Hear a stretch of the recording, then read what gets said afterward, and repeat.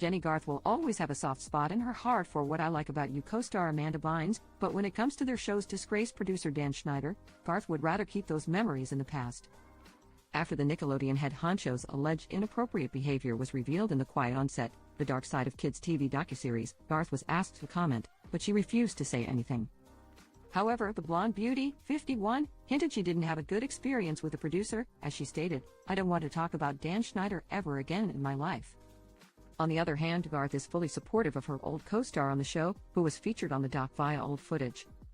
"I just love her and I would love to see her at any point," the Beverly Hills 90210 alum said of the Nickelodeon actress, 37. The Max docuseries featured interviews from former Nickelodeon stars and employees as they detailed the toxic work environment they were subjected to from Schneider, who created hit shows like Drake and Josh, The Amanda Show and Zoe 101. Bynes didn't participate in the project, thought she was heavily featured due to her close relationship with Schneider, 58, something he defended in a follow-up interview, in which he also denied the allegations against him. Schneider claimed he always supported the child star, even when she wanted to emancipate herself from her parents as a teen.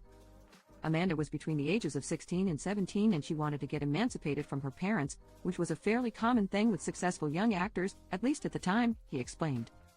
She wanted that for herself, so she turned to her team, which included her lawyer, her agent, her manager, her publicist, me, because she included me as part of her team, thought of me that way. While the Hollywood executive denied many allegations against him, he apologized for making adult innuendos in shows for children and participating in cringeworthy scenes with teens, one of which featured himself and Bynes in a hot tub together.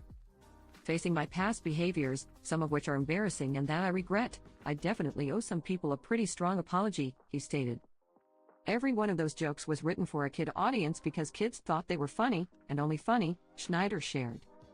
"Now we have some adults looking back at them 20 years later through their lens and they're looking at them and they're saying, 'I don't think that's inappropriate for a kid's show.' And I have no problem with that. Let's cut those jokes out of the show." The Hollywood Reporter asked Garth about Schneider and Bynes.